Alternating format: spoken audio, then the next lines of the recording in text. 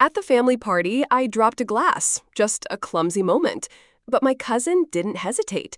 She stood up, voice sharp, and declared to everyone, "Pack your bags, this family has no room for you." I'm Emma, and that moment shattered something inside me. The resort in Miami was alive with guests, mingling under string lights, the ocean waves crashing nearby, but the room went dead silent. My cousin, Stephanie, always the polished one who thrived on approval, smirked as she said it, like she'd been waiting for an excuse to push me out. My father glanced over, his expression stern as usual. The man who built our hotel empire on ruthless decisions, not saying a word but clearly siding with her. The betrayal stung deep, bringing back flashes of being the odd one out in our high-pressure family. I didn't yell or cry. I just grabbed my keys and left, the humid air sticking to my skin as I crossed the parking lot to my car. Driving home along the palm-lined roads, hands steady on the wheel despite the rage building, I realized this was it. I had nothing left to lose. It wasn't just the spill, it was years of feeling like an outsider in my own life. If you've ever been blindsided by family like that, give this a like, subscribe for more honest stories of breaking free, and comment, how would you handle a cousin dropping a bomb like that on you? The drive back to my apartment in Miami was heavy, the humid night air thick through the open window. I'm Emma, 24, and I've spent years trying to carve a place in a family that never wanted me. My father, Michael Carter, built Carter Hotels into a Florida empire, a man who commands boardrooms and dinner tables with the same iron grip. After Mom died in a car crash when I was 11, rushing to one of his resort openings, the house turned colder than the ocean in January. He poured everything into Stephanie, my cousin, who moved in at 15 after her parents' plane went down. She's 28 now, all sharp edges and ambition, always chasing Michael's approval like it's oxygen. Me, I was the spare, the one who didn't fit his vision of glossy perfection. It started early. My 13th birthday was supposed to be a small party at our South Beach resort. Instead, it became a networking event for Michael's investors. I sat by the pool, ignored as Stephanie smoozed with guests, already his protege. "Emma, smile more," she said, handing me a resort-branded keychain instead of a real gift. Michael didn't even notice me. Later, he pulled me aside. "Stephanie's learning the business. What are you doing with your life?" That cut deep, but I swallowed it. I tried harder, straight A's, debate team captain, but it was never enough. When I picked a college major in education over hospitality, Michael sneered. "Nonprofits? That's for people who can't cut it in the real world." Stephanie backed him, her voice sugary but sharp. "You could at least try front desk, Emma. It's not hard." Years of that piled up. At a Thanksgiving dinner in our Key Biscayne mansion, I suggested cutting waste at the resorts, like plastic straws. Michael laughed. "Stick to your books."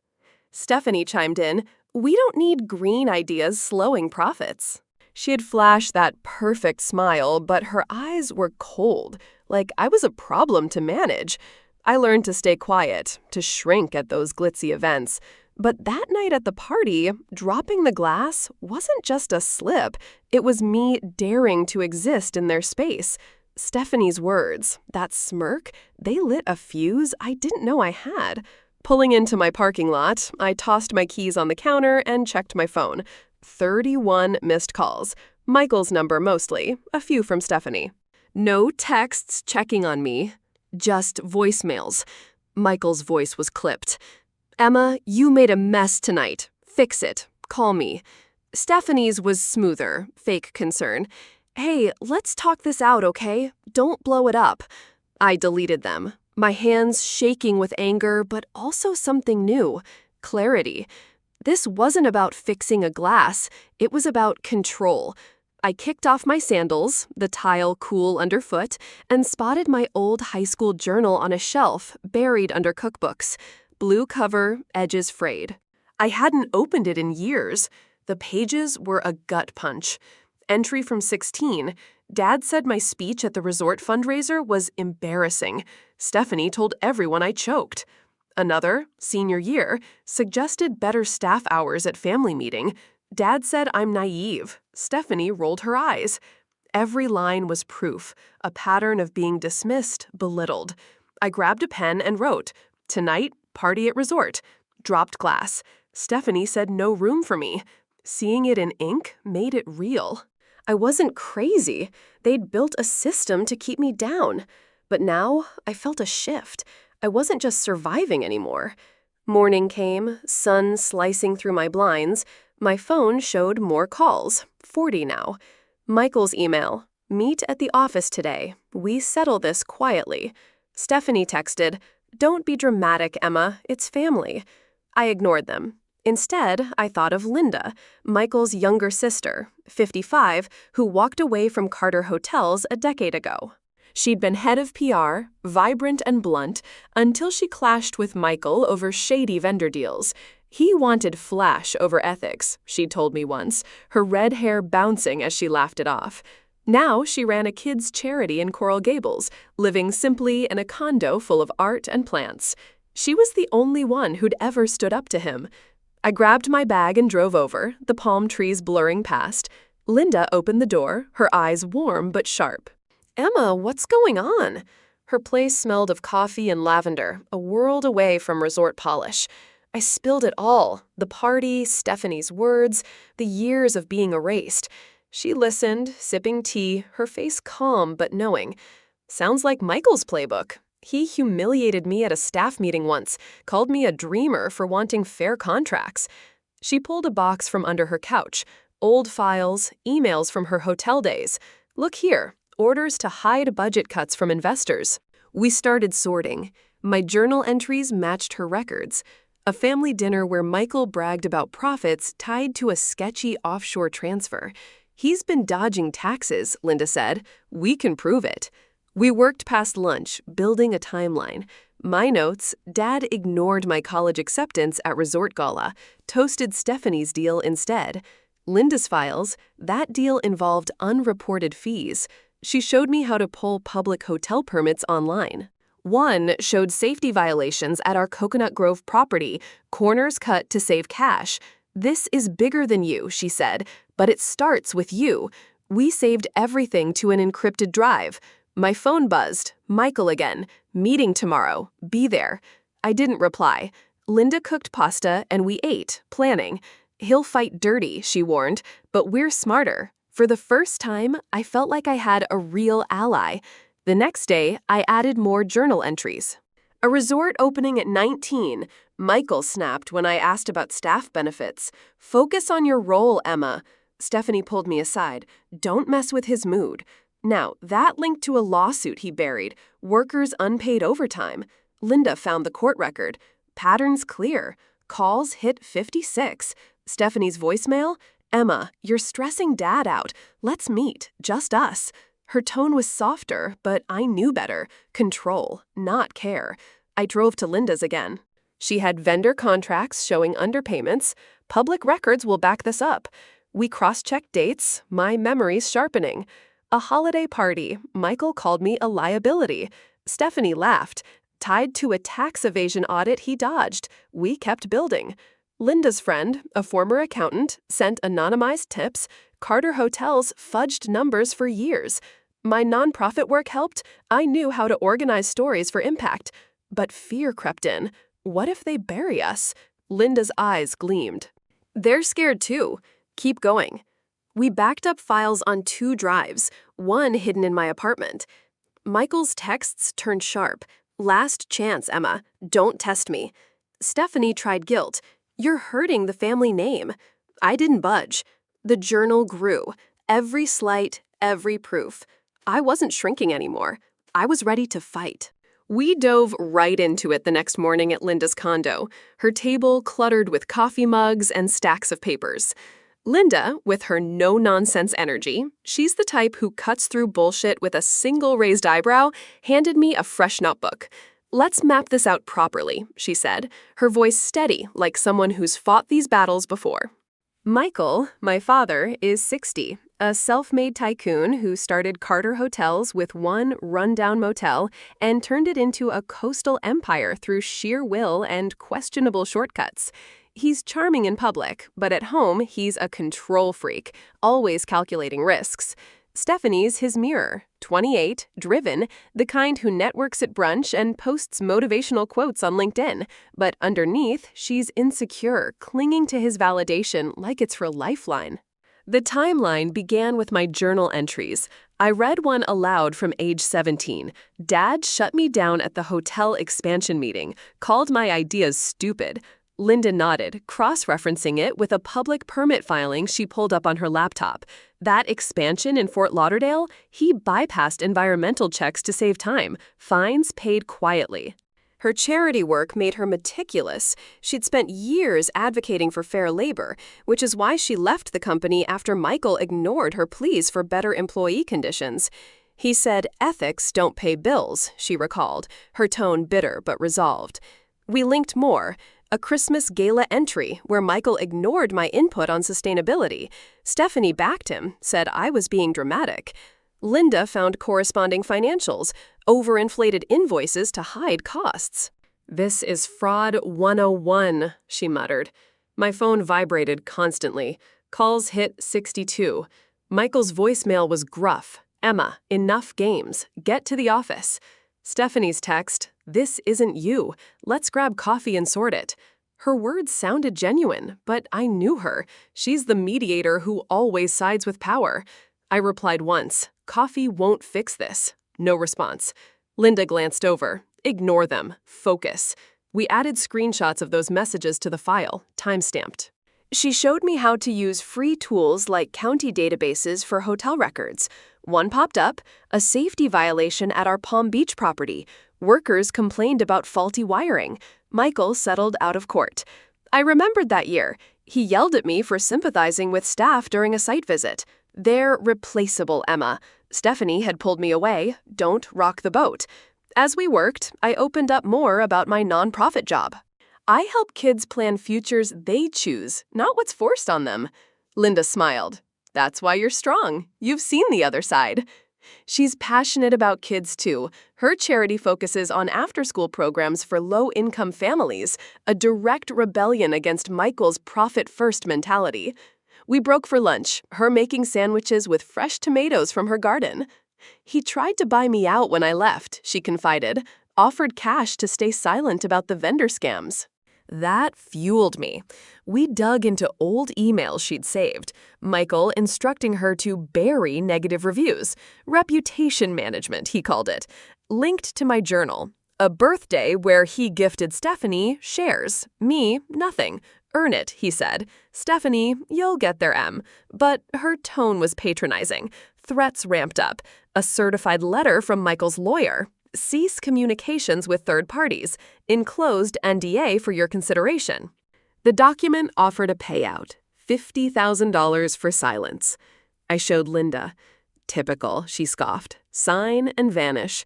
We scanned it, added to the timeline. Stephanie called. I answered. "Emma, come on, Dad's freaking out. That letter's to protect us all." Her voice cracked a bit, like she was torn, but I knew her loyalty lay with the Empire. "Protect you, maybe, not me." "Your family," she pleaded. "Act like it." I hung up. "She's scared of losing her spot," Linda said. Michael pits us against each other. We pushed on. Linda contacted a former colleague anonymously, an accountant who'd quit over ethics. He can verify the offshore stuff. The guy emailed back, "Yeah, transfers to Cayman accounts after big deals." I flagged it, got ignored. We anonymized his statement, added it. My workday was a blur, helping a teen with a scholarship app, but my mind on the file. "Yo, okay?" my boss asked. She's supportive, a mom figure who knows family drama. "Yeah, just stuff." Back at Linda's, we built charts, simple visuals linking personal slights to business wrongs. 1. Michael's dismissal of my eco ideas at a board dinner, tied to wetland violations for a new resort. Fines, $200,000 buried in reports. Nerves built. "What if they hack us?" I asked. Linda, ever practical, set up two-factor on our accounts. We're careful. Calls reached 80. Michael's email. Family meeting tomorrow. Mandatory. Stephanie, please, M. For old time's sake. I recalled old times. Her covering for Michael's temper, like when he berated me for a low grade. She's always enabled him, I told Linda. She agreed. But she's trapped too. Doesn't excuse it. We refined the file. Over 300 pages now. I added a recent memory. Last month's investor lunch. Michael praised Stephanie's marketing win, ignored my promotion. That's when the glass drop felt inevitable, I said. The meeting summons came. Lawyer's office downtown.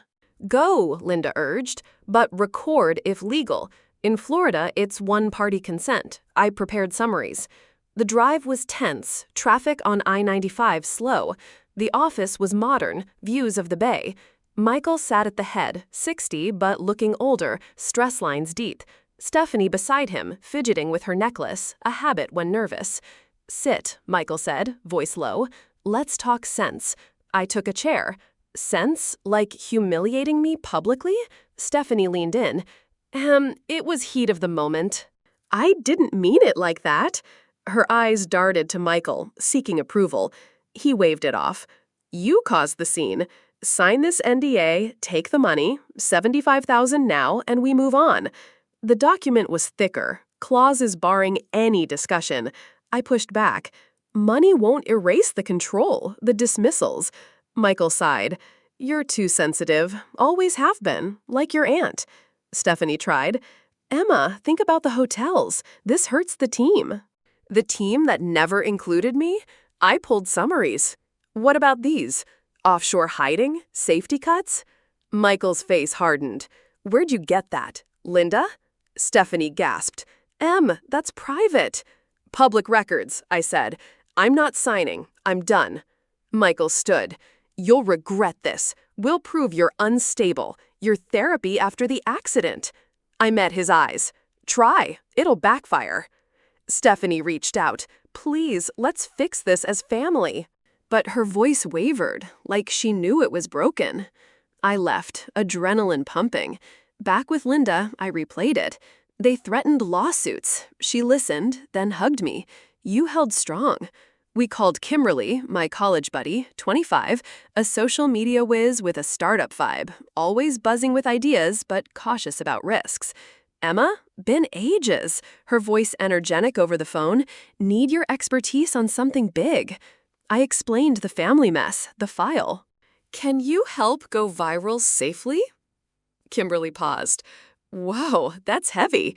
But yeah, if the proof's solid. Meet tomorrow? We did, at a quiet cafe in Little Havana.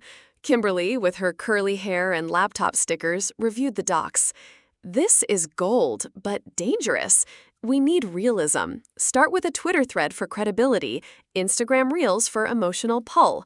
Use Canva for graphics, anonymize sources. She outlined. Thread structure. Hook with your party story, then evidence drops. Hashtags like hashtag family accountability, hashtag corporate callout. Time posts for peak hours. Use alt accounts to test engagement. Verify facts with links, avoid misinformation flags.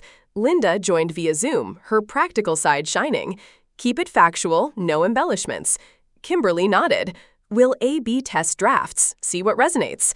Risks, backlash bots from competitors or Michael's PR.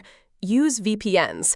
We drafted, first post, the night my cousin told me to pack my bags and why I'm speaking now. Attached blurred journal scans. Kimberly, this could hit 10,000 views easy if shared right. We scheduled tests. Her excitement contagious. You're brave, Emma. The prep consumed us. Kimberly ran mock campaigns on dummy profiles, tracking likes, shares. Thread format works best. Narrative pulls people in. Linda added witness statements. A ex-employee emailed, confirming the wage theft. Use my anon quote. We integrated it. Michael's threats continued. A cease and desist letter. Ignore, Linda said. It's bluff. Stephanie texted. Saw the lawyer. You're scaring me. Talk? Her vulnerability showed, but too late. I blocked her. Kimberly warned, expect trolls, moderate comments. We refined reels, short clips with text overlays, voice over my story, realism, cite sources like BBB complaints on hotels. As the gala neared, the file was ironclad. Kimberly, launch plan set. You ready? I was. The fight was on. The Investor Gala kicked off that Saturday at our Miami Beach resort, the kind of event Michael loved, glamorous with live jazz and ocean views drawing big names. Kimberly had the launch timed perfectly. She's 25, a freelance social media strategist with a quirky, tech-savvy personality, always juggling multiple phones, cracking jokes about algorithms, but dead serious about ethics in online spaces. "We'll drop the thread at 8:15 during his toast," she said, her energy infectious as we finalized over video call. Linda chimed in, her practical side picking in. "Keep it factual, no drama for drama's sake." The thread was crafted realistic, started with a simple Twitter post from an Anon account. "I've stayed silent too long about family and business wrongs," thread 115. Followed by my narrative. "It started at a family party when my cousin told me to pack my bags." But it's deeper. Years of mistreatment tied to shady deals. We included links to public docs, redacted for safety, using Google Drive shares with view-only access. Instagram Reels added short clips, text overlays on stock footage of beaches, voice over my story in a disguised tone. Hashtags like #HoldAccountable, #HotelTruth, chosen after Kimberly analyzed trends. These get traction without being spammy, she explained. "Will boost with organic shares from my network, friends and marketing who owe me favors." I skipped the gala, watching the live stream from my couch.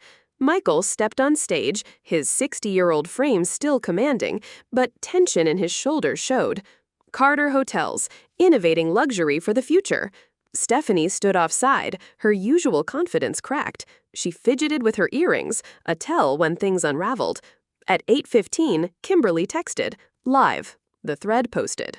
First responses, "Whoa, this is intense." Shares climbed, 10, then hundreds. On the stream, phones lit up. A guest murmured, "Check Twitter." Michael's toast faltered. "As we build, partnerships," his assistant whispered urgently. Stephanie scrolled her phone, face paling. Comments flooded. "Is this about Carter? Proof looks legit." Kimberly monitored. 20,000 views already. Reddit's picking it up. We had prepped for realism. Fact-check links to BBB complaints on hotels, anonymized employee quotes. No hype, just evidence. Fallout was swift. By 9, major accounts retweeted. A travel influencer, if true, boycotting Carter. Sponsors messaged polls. Michael's speech ended early. The stream switched to music. Leaked clips showed him off stage. Who leaked this crap? "Stephanie, Dad, it's Emma." I knew she was talking to Linda. Her voice shook, revealing her fear of losing the empire she'd built her identity on. News sites grabbed it overnight. Hotel chain CEO accused of fraud, family strife. IRS flagged the offshore mentions. Tips poured in. Kimberly, viral loop activated. People sharing personal stories now. She moderated comments on our posts, deleting trolls, keeps it clean, avoids flags. I packed that week, moving to a cozy condo in Wynwood.